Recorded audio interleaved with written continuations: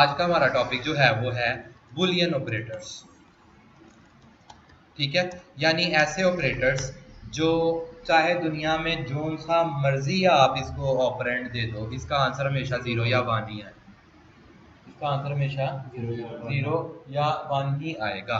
तो Boolean operators को discuss करने के लिए ये वाले ऑपरेटर जो हैं ये ग्रेटर देन है, लेस देन है, ग्रेटर देन और इक्वल टू। इसे बहुत सारे टीचर्स जो हैं वो पढ़ाते हैं ग्रेटर देन एंड इक्वल, वो गधे हैं सारे टीचर्स। ग्रेटर देन और इक्वल टू, या बड़ा या बराबर। ठीक है, greater than and equal to का मतलब है बड़ा भी होना चाहिए बराबर भी होना चाहिए, नहीं वो नहीं, या बड़ा या बराबर। ठीक है, लेस देन और इक्वल टू या छोटा या बराबर, नॉट इक्वल टू ना बराबर बराबर। ठीक है, तो ये आपका मैथ वाला बराबर है। ठीक है, सो ये वाले ऑपरेटर्स जो हैं ये बूलियन एंड बाइनरी ऑपरेटर्स के अंदर आते हैं, बूलियन एंड बाइनरी ऑपरेटर्स के अंदर आते हैं। यानी ये हो गए बूलियन एंड बाइनरी ऑपरेटर्स। ठीक है, लेकिन इनमें एक ऑपरेटर है ये वाला ओनली नॉट ऑपरेटर। ठीक है, ये बूलियन एंड यूनरी ऑपरेटर है, यानी एक ही ऑपरेंड लेता है लेकिन आंसर इसका भी 0 और 1। ठीक है, चेक करते हैं इनको कि आंसर इसका 0 1 आता है कि नहीं, फिर प्रैक्टिस करेंगे और साथ ही हम लोग कोशिश करेंगे कि आज इफ लॉजिक्स को भी थोड़ा सा हैंडल करने की कोशिश करें। सो यहाँ पर हम लोग जो है वो डिस्कस कर रहे हैं मिसाल के तौर पर इन टाइप का एक्स है और एक्स में मैंने असाइनमेंट करवा दी है 10 की। ठीक है, अब मैं यहाँ पर लिखता हूँ cout X is greater than 15। ठीक है, अब स्क्रीन पर क्या आएगा, स्क्रीन पर आएगा 0, बिकॉज x में क्या पड़ा हुआ है 10, और 10 15 से बड़ा नहीं होता, इस वजह से इस ऑपरेटर की आउटपुट आएगी 0। मैं आपको कंपाइल करके दिखाता हूँ। यहाँ पर int and can not be resolve in binary, इसको ब्रैकेट में लगा दें तो ये अब ज़्यादा सही तरीके से जो है वो काम करेगा। ठीक है, ये कंपाइल किया और अब यहाँ पर आप देखेंगे कि आपको स्क्रीन के ऊपर 0 प्रिंट होता हुआ नजर आएगा, क्योंकि इसका आंसर आता है हाँ या ना। हाँ का मतलब 1, ना का मतलब 0, यानी ये जितने भी ऑपरेटर हैं ये यस और नो में जवाब है, और अगर यस होगा आंसर तो 1, अगर नो आएगा तो 0 आएगा। ठीक है, सो अब ये चीज़ हो गई। ये हमेशा जितने भी ऑपरेटर्स हैं ना ये सारे लेफ्ट हैंड साइड से पढ़े जाते हैं। ठीक है, यानी आपने इसके लेफ्ट हैंड साइड पर जो ऑपरेंड होगा ना आपने उसको देखना है राइट हैंड साइड से और फिर आंसर बनेगा। ठीक है, जिस तरीके से मैं कहता हूँ x इज लेस देन 15, तो आपने पढ़ना इधर सही है, चाहे इसका मुंह इधर खुला हो या उधर खुला हो, पढ़ना आपने हमेशा लेफ्ट साइड से है। ठीक है, सो x इज लेस देन 15, हाँ डेफिनेटली ये बात सच्ची है, x में 10 है, 10 तो 15 से छोटा होता है, तो हम लोग यहाँ पर जो है स्क्रीन के ऊपर आपको 1 प्रिंट होता हुआ नजर आएगा कि ओके ठीक है। अब हम कहते हैं x इज ग्रेटर देन और इक्वल टू 15। अब हमने दो चीजें देखनी है, अगर x इसमें दो है, एक तो ये ऑपरेटर है एक ये ऑपरेटर, अगर इस ऑपरेटर का आंसर 1 आ जाता है ना तो फिर इस ऑपरेटर की बात नहीं करते, अगर इस ऑपरेटर का आंसर 1 नहीं आता तो फिर हम इस ऑपरेटर को डिस्कस करते हैं। ठीक है, सो यहाँ पर x यानी कि 10 15 से बड़ा है नहीं, 0 आ गया इसका आंसर। अब इसका आंसर x यानी 10 बराबर है 15 के, इसका आंसर भी 0 आ गया, तो दोनों सिचुएशन में आंसर 0 है, तो अल्टीमेटली स्क्रीन के ऊपर भी 0 ही आएगा। क्लियर हो गया। अब इसी तरीके से अगर मैं यहाँ पर 28 लिख देता हूँ तो 28 बड़ा है 15 से, आंसर आ गया, अब बराबर को चेक ही नहीं करना, आंसर 1 आ गया। क्लियर हो गया, यानी इसमें दो ऑपरेटर्स इकट्ठे इस्तेमाल है, एक बराबरी का ऑपरेटर एक बड़े का। पहले बड़ा चेक करना है, अगर उसका आंसर 0 आ जाता है तो फिर बराबरी चेक करना। ठीक है, क्लियर हो गया। इसी तरीके से लेस देन और इक्वल टू, अब चेक करना है क्या 28 15 से छोटा है, नहीं, क्या 28 15 के बराबर है, नहीं, दोनों का नहीं आ गया, स्क्रीन के ऊपर जो है वो आपको 0 प्रिंट होता हुआ नजर आएगा। क्लियर हो गया। अब हम नेक्स्ट चीज डिस्कस करते हैं, not equal to. Not equal to simply check करेगा कि क्या वाकई नहीं बराबर, तो 28 तो 15 के बराबर नहीं होता, तो आंसर 1 आएगा कि हाँ बराबर नहीं है। ठीक है, इसी का उलट है इक्वल्स टू ऑपरेटर। ठीक है, सो बराबरी का x बराबर है 15 के, जी नहीं, x बराबर नहीं है 15 के, तो 0 आएगा। ठीक है। सो ये ऑपरेटर्स थे जो बुलियन ऑपरेटर्स थे। अब ये जो यूनरी ऑपरेटर है इसको डिस्कस कर लेते हैं। किसी भी वेरिएबल के साथ ये लगा दें तो ये उसकी रकम को जो है ना जीरो कर देगा या वन कर देगा, ठीक है। उसकी कॉपी को जीरो या वन करेगा, ओरिजिनल को जीरो वन नहीं करेगा। जब तक असाइनमेंट ऑपरेटर इस्तेमाल नहीं होता ओरिजिनल चेंज नहीं हो सकता, ठीक है। सो उसकी कॉपी को नोट करेगा। सो अब ये 28 है ना, तो ये 28 को जीरो कर देगा। क्लियर हो गया। लेकिन अगर यहाँ पर जीरो पड़ा होगा तो ये उसे वन कर देगा।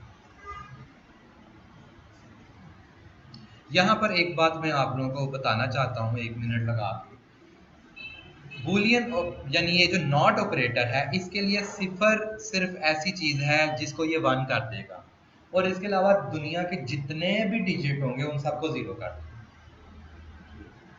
क्लियर हो? माइनस में वो चाहे माइनस में भी हो, चाहे आप -55 ये कर लो, अब ये एक नेगेटिव डिजिट है, ये इसको भी नॉट कर देगा, मतलब जीरो कर देगा इसको, ठीक है।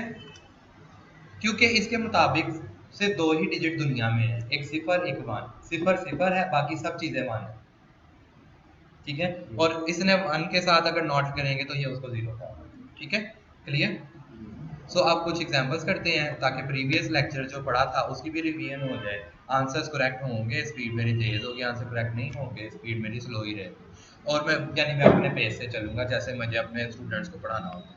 सो यहाँ पर इन टाइप का x है और x में मैंने 10 को स्टोर किया हुआ है, और इन टाइप का y है और y में है नॉट x, और उसके बाद मैं सी आउट करवा रहा हूँ y plus plus, and C out करवा रहा हूँ मैं प्लस प्लस x। क्या आप मुझे बता सकते हैं हमजा के स्क्रीन के ऊपर दो नंबर आएंगे कौन से? आपने कहा 0 और 11। सो y में आपके मुताबिक है 0 और x में आपके मुताबिक है 11। हाँ जी मुस्तनीद, आप ना कागज पेंसिल रख लिया करें। चलो आप मुझे बोलो, मैं आपको बता दूँ, मैं लिख देता हूँ। सर x पहले हो गया 0 में रह गया। अच्छा x यहाँ पर 0 हो गया। आपका और हमजा का आंसर बिल्कुल ठीक है, 0 11। मैंने आपको पहले भी कल के लेक्चर में बताया था कि जब तक कोई वेरिएबल असाइनमेंट ऑपरेटर के लेफ्ट हैंड साइड पर नहीं जाता तब तक उसमें वैल्यू बदलती नहीं, उसकी कॉपी इस्तेमाल की जा सकती है, उसकी वैल्यू बदलती नहीं। तो यहाँ पर x असाइनमेंट ऑपरेटर के राइट हैंड साइड पर इस्तेमाल, ठीक है। अब यहाँ पर इस एक्सप्रेशन को सॉल्व करो तो x की कॉपी 0 हुई और उस 0 को y में कॉपी करा दिया गया। x 10 ही है। x गौर करो, यहाँ पर फोकस करो, मैं आपको जूम करके बड़ा सा आपकी आंखों में दिखाता हूँ जितना मैं जूम कर सकता हूँ, ठीक है। x के साथ कोई असाइनमेंट ऑपरेटर इस्तेमाल नहीं हो रहा, नहीं ना हो रहा, तो x की वैल्यू तो बदलेगी नहीं। हाँ उसकी कॉपी यूज होगी, असाइनमेंट ऑपरेटर के राइट हैंड साइड पर जो भी लिखा होता है उसकी कॉपी जाती है लेफ्ट हैंड साइड पर, और जो लेफ्ट हैंड साइड पर होता है उसको उसके अंदर चेंज हुआ गया होता है, ठीक है। सो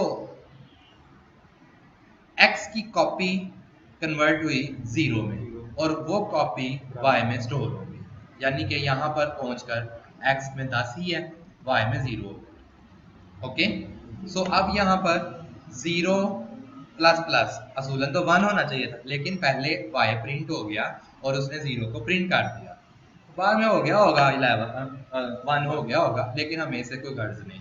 और यहाँ पर प्लस प्लस x यानी कि पहले 10 को 11 करो और उसके बाद प्रिंट करो, ठीक है। फोकस करना जरूरी है बजाय इसके कि आगा दौड़ पीछा छोड़ वाला हिसाब हम लोग करें। हम लोगों को आंसर्स पर फोकस करना चाहिए, प्रैक्टिस ज़्यादा करनी चाहिए। 0 एंड 11 आंसर बिल्कुल ठीक है। ओके। सो ये हो गया पहला पजल सॉल्व। अब हम लोग नेक्स्ट पजल की तरफ चलते हैं और इसी तरीके से दोबारा मैं सबके आंसर्स जो हैं वो पूछूंगा और पूछ के हम लोग देखेंगे कि क्या सीन बनता है। इन टाइप का के है और के में हम लोगों ने स्टोर किया हुआ है 23, और इन टाइप का पी है और पी में स्टोर किया हुआ है प्लस प्लस के, और इन टाइप का x है और x में मैंने स्टोर किया हुआ है नॉट p, और उसके बाद मैं सी आउट करवा रहा हूँ प्लस प्लस के, मैं सी आउट करवा रहा हूँ प्लस प्लस p, एंड मैं सी आउट करवा रहा हूँ प्लस प्लस x। हाँ जी मुझे बताएंगे हशाम सबसे पहले कि लाइन नंबर 11, 12 और 13 पर क्या प्रिंट होगा। के की वैल्यू 24, बी की वैल्यू 25 और एक्स की वैल्यू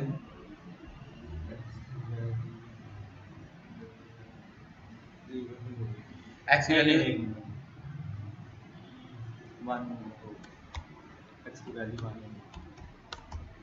एक्स की वैल्यू 1 हो। ओके, अब नेक्स्ट हम लोग डिस्कस पूछते हैं मिस्टर मुस्तनीर, आपके मुताबिक 24, 25 और 0। 24, 25, 0। ओके, अल्लाह रखा। ये 24, 25 1 24, 25, 1। ओके,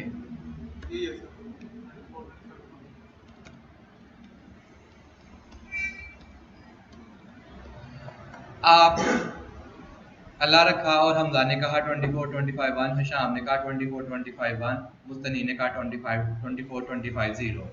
आंसर्स को चेक करते हैं, मेरा आंसर क्या बनता है। ठीक है, के में था 23, पहले के हो गया 24 और अब 24 के में भी है, क्योंकि ये अब आपका ज़हन में ये क्वेश्चन होगा सर जी इसमें भी असाइनमेंट ऑपरेटर नहीं के साथ इस्तेमाल हुआ तो के की वैल्यू कैसे बढ़ गई।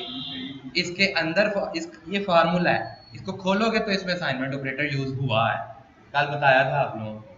ठीक है, सो इसको अगर आप खोलो तो ये बनता है k is equal to k plus 1, यानी अब पहले वैल्यू k में कॉपी हुई है, ये 24 बन गया है, अब 24 p में भी कॉपी हो गया है। ठीक है, सो ये इसके अंदर असाइनमेंट ऑपरेटर में k लेफ्ट साइड पर आया है। ठीक है, लेकिन शॉर्ट फॉर्म हम लोग लिखते हैं इस तरीके से। ठीक है, सो ये असाइनमेंट ऑपरेटर रखता है, इस वजह से इसमें k में चेंज हुआ है। सो k हो गया 24 और 24 की कॉपी जो है वो p में भी स्टोर होगी, k में भी स्टोर होगी। ठीक है, कुछ पूछना है आपने?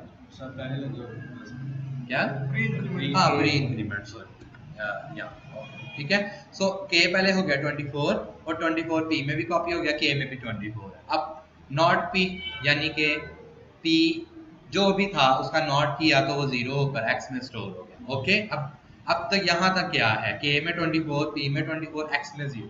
ओके, अब यहाँ पर k हो गया सबसे पहले 25। ठीक है, सो यहाँ पर हशाम भी गलत है, हमजा भी गलत है, अल्लाह रखा भी गलत है, मुस्तनीर भी गलत है। ठीक है, k हो गया सबसे पहले 25 और 25 प्रिंट हुआ, p भी 25 प्रिंट हुआ और x 0 से प्लस प्लस होके 1 हो गया। सो 25 और 1 जो है वो स्क्रीन के ऊपर प्रिंट होता हुआ आपको नजर आए। इसकी वैल्यू 0 थी तो 0 में प्लस 1 तो 0 में प्लस 1 नहीं कर सकते, 0 मैथ है तो 0 में 1 प्लस करोगे तो 1 ही आंसर आएगा ना। ये कैसे होता है, मल्टीप्लाई थोड़ी कर रहे हैं हम तो प्लस कर रहे हैं। मल्टीप्लाई होगा तो फिर तो वो तो 0 हो जाएगा ना। ठीक है, प्लस कर रहे हैं तो प्लस 1, यानी अगर कि x में 0 है तो x is equal to x plus 1 का मतलब ये हुआ कि 0 प्लस 1 तो 0 प्लस 1 तो 1 ही होता है। तो ये तो कोई भी मैथ हो उसमें 1 होगा। ठीक है, सो ये हो गया आपके पजल्स क्लियर और आप लोगों को अब मेरे ख्याल से बेहतर पता है कि आप लोगों ने घर पे कितनी प्रैक्टिस की है जाके, या इधर बैठ के आप लोगों ने लेक्चर के बाद कितनी प्रैक्टिस की है। आगे चलते हैं, हम लोगों ने पजल सॉल्व की है। कुछ ऑपरेटर्स ऐसे हैं जो बाइनरी हैं और अरिथमेटिक भी हैं, लेकिन वो कॉम्बिनेशन है दूसरे ऑपरेटर्स के, जैसे कल हम लोगों ने plus equals to minus equals to पढ़ा। इसी तरीके से एक और ऑपरेटर है मल्टीप्लाई इक्वल्स टू, वो भी इसका मतलब x is equal to x multiply by 2 को लिख सकते हैं x मल्टीप्लाई इक्वल्स टू 2, इस तरह कर सकते हैं। ठीक है, इसके अलावा आप डिवाइड इक्वल्स टू भी एक ऑपरेटर है।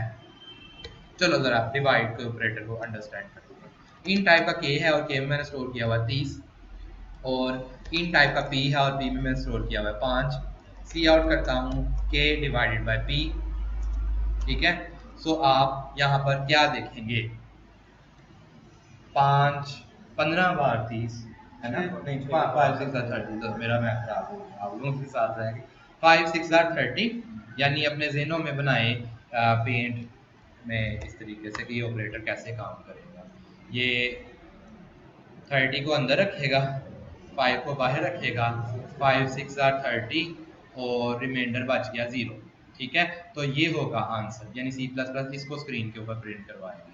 यहाँ पर मैं आपको कंपाइल और रन करता हूँ, और कंपाइल और रन करने पर आपको सॉरी दोबारा से 6 प्रिंट होता हुआ आपको नजर। ओके, समझ लगी? अब अगर मैं यहाँ पर लिखता हूँ P इज इक्वल टू के, P में मैंने रख दिया 5 और मैंने रख दिया जी P is equal to P divided K divided by P, या मैं कर देता हूँ K is equal to K divided by P। तो अब K में क्या स्टोर हो गया हुआ है 6, क्योंकि 30 की कॉपी को 5 की कॉपी से तकसीम किया गया, आंसर आया 6 को पुराने 30 से रिप्लेस कर दिया। हाँ बिल्कुल ठीक है, क्योंकि के असाइनमेंट ऑपरेटर के लेफ्ट हैंड साइड पर आता है। ठीक है, तो अब आपको अगर के प्रिंट करोगे तो आपको 6 नजर आएगा। ओके, यानी के का 30 खत्म हो गया होगा। नेक्स्ट चीज, इसी तरह का एक ऑपरेटर है और उस ऑपरेटर को मॉडुलस ऑपरेटर कहते हैं। बल्कि पहले ये बता दूं, इस एक्सप्रेशन को आप ऐसे भी लिख सकते हैं के डिवाइड इक्वल्स टू पी। अब भी 6 ही प्रिंट होगा। ओके, समझ लगी? यानी ये भी ऑपरेटर एक्चुअली में a इज इक्वल टू के डिवाइडेड बाय p। ठीक है, ये याद रखना, आगे जाके बड़ी सारी लैंग्वेजेस हमने पढ़नी है, जावास्क्रिप्ट पढ़नी है, PHP पढ़नी है, MySQL पढ़नी है, हम लोगों ने आगे रिएक्ट पढ़नी है, पाइथन पढ़नी है, तो सब में ये ऑपरेटर ऐसे इस्तेमाल होते हैं। तो मैंने एक दफ़ा सिखा दिए, आगे मैंने बस इस्तेमाल ही करना है, फिर आप लोग जानो और आप लोग के कॉन्सेप्ट्स जानो। ठीक है, ज़रा ध्यान रखिएगा। नेक्स्ट चीज़ हम लोग डिस्कस करते हैं, इन टाइप का आई है, बल्कि के ही है और के में 30 है, और इन टाइप का पी है और पी में 5 है। इन टाइप का एक्स है और उसमें लिख देता हूँ के मॉडुलस पी। इसे परसेंटेज नहीं पढ़ना, ये मॉडुलस है और इसका मतलब दूसरे मैथ्स की तरह नहीं है। ठीक है, डिफरेंट है के एक्स इज इक्वल टू के मॉडुलस पी। अब इस सिचुएशन में भी यही वाली सूरत हाल होगी, 30 को अंदर रखा जाएगा, 5 से तकसीम किया जाएगा, रिमाइंडर 0 होगा। लेकिन अब आंसर ये नहीं होगा, जो बच्चा है ना वो होगा। हाँ, जो भी बचेगा वो होगा। ठीक है, सो अब इस सिचुएशन के अंदर जो है x में स्टोर हुआ है 0। क्यों? क्योंकि 30 5 पे पूरा पूरा तकसीम हो जाता है, बचा 0, जो बचा वो x में कॉपी हो गया, और बचा इस सिचुएशन में 0 था, वो x में कॉपी हो गया। और अगर आप सी आउट करवाएंगे x,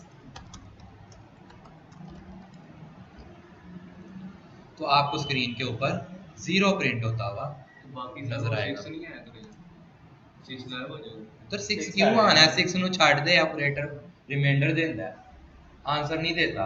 रिमाइंडर जो बचता है सिर्फ वही आंसर होता है इसका। अगर तुम्हें 6 लाना है तो तुम यहाँ डिवाइड कर लो। ठीक है, चावलों में चीनी डालोगे मुतंजा नहीं बनेगा, नमकीन चावल तो नहीं ना बनेंगे। हाँ, डिवाइड से ऊपर वाला आंसर आएगा, मॉडुलस से जो है वो रिमाइंडर आंसर आएगा। मॉडुलस का आउटपुट हमेशा क्या होगा? रिमाइंडर। क्लियर? अब नेक्स्ट चीज डिस्कस करते हैं। मिसाल के तौर पर यहाँ पे 15 है, यहाँ पर 3 है। अब 15 को 3 पे तकसीम करो, बल्कि 15 नहीं, यहाँ पर आप कर दो जी 17। ठीक है, अब 17 को 3 पे तकसीम करो। हाँ, अब यहाँ पर आपका 17 आया और 3 5 आर 15। हाँ, और बाकी क्या बच गया? 2। अब x में क्या स्टोर होगा? ये 2 स्टोर होगा। सो मैं सी आउट करवाता हूँ x, तो आपको स्क्रीन के ऊपर 2 प्रिंट होता हुआ नजर आएगा। सो आपको पता लग गया कि अगर आपने कोई ऐसी आउटपुट बनानी है जिसमें आपको ऊपर वाला आंसर चाहिए तो आप डिवाइड इस्तेमाल करो, और अगर आपको नीचे वाला आंसर चाहिए तो आपको मॉडुलस ऑपरेटर इस्तेमाल करना पड़ेगा। बड़ा इंपॉर्टेंट ऑपरेटर है।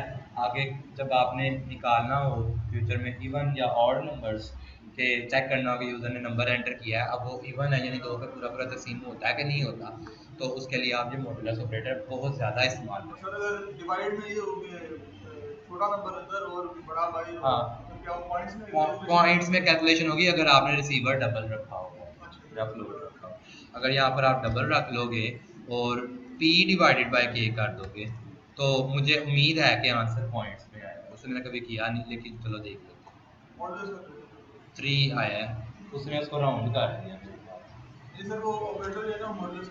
हाँ, मॉडुलस लगा हुआ है, इसे डिवाइड कर। ठीक है। सो जरा चेक करते हैं कि क्या आता है। 0 आई थिंक दोनों को डबल करके देखो, ठीक है। अब जरा कंपाइल करते हैं। हाँ, सारी इनपुट्स और आउटपुट सारी डबल होनी चाहिए, ठीक है। Although you can type cast your inputs, लेकिन अभी टाइप कास्टिंग हमने डिस्कस नहीं की, ठीक है। सो फिलहाल के लिए आप इस तरीके से डबल करेंगे तो फिर आपके रिजल्ट्स पॉइंट्स में आ सकते हैं, ठीक है। सो ये हो गया हमारा क्लियर। अब मॉडुलस के बारे में हम लोग डिस्कस कर रहे थे, तो इसका भी कॉम्बिनेशन बनता है मॉडुलस इक्वल्स टू ऑपरेटर,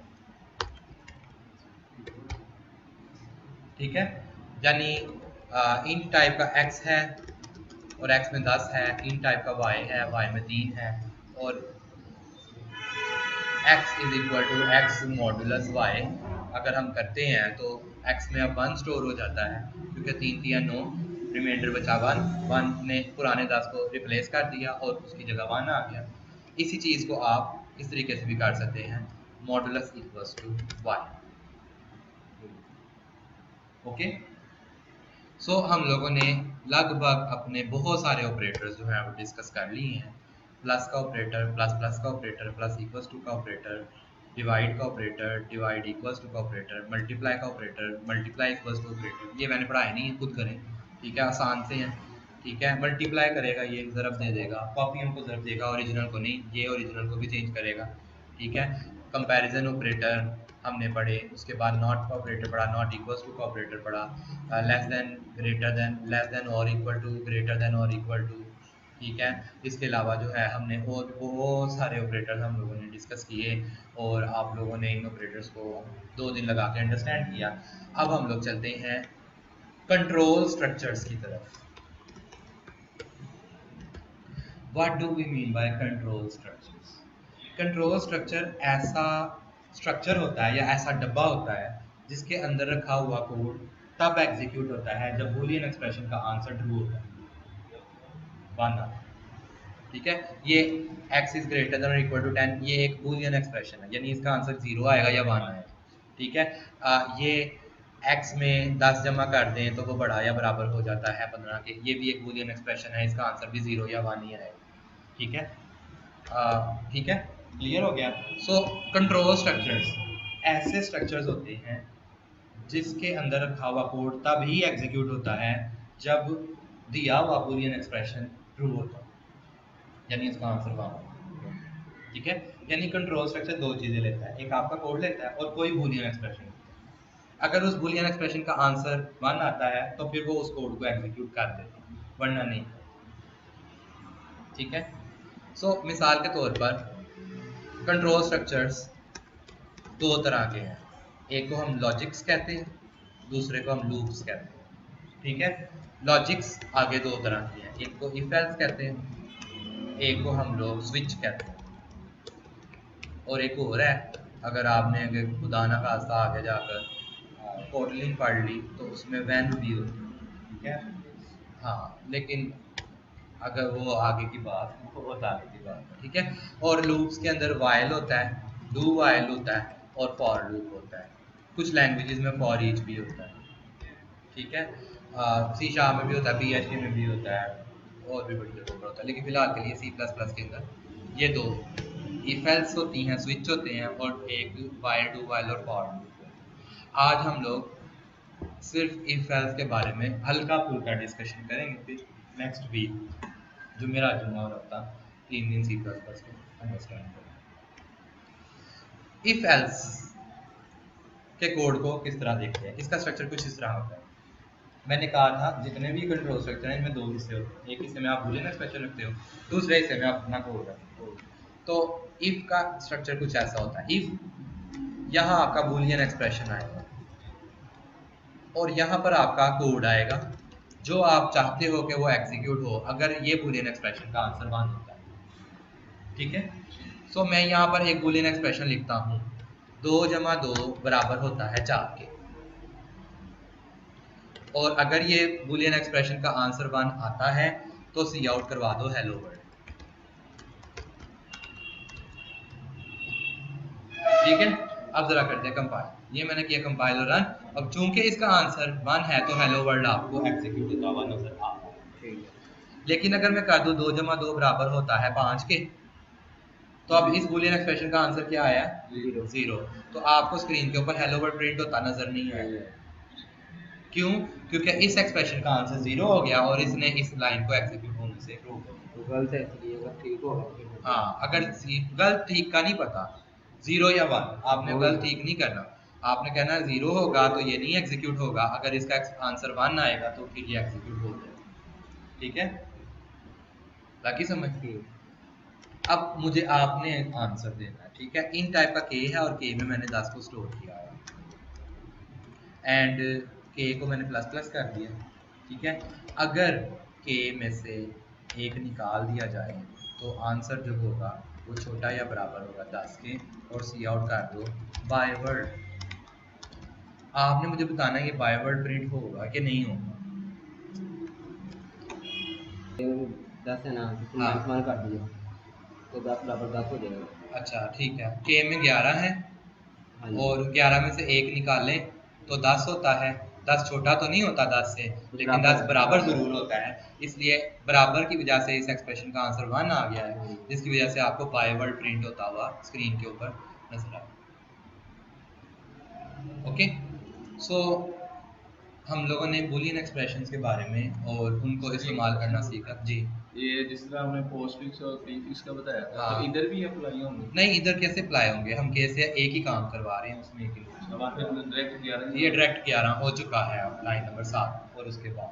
ठीक है, अगर हम इसे 2 काम करवा रहे होते यहाँ पर तो तब हम सोचते कि पहले क्या कराना है बाद में क्या कराना है। अब इंक्रीमेंट ये हो चुका हुआ है। अब यहाँ पर हमने उसकी कॉपी में से एक निकाला और वो 10 है और 10 तो 10 के बराबर होता है, इस वजह से बाय वर्ड प्रिंट हो गया, लेकिन है अभी भी ये 11 ही, क्योंकि यहाँ भी कॉपी इस्तेमाल हुई है, असाइनमेंट ऑपरेटर नहीं इस्तेमाल हुआ। ठीक है, सो ये होगी चीज़ें कंप्लीट। आज के लिए इतना ही काफ़ी है, इसको अच्छे तरीके से अंडरस्टैंड करें। कल इंशाल्लाह हम लोग मतलब मंडे वाले दिन इंशाल्लाह हम लोग जो है वो वेब डिज़ाइनिंग की तरह चलेंगे।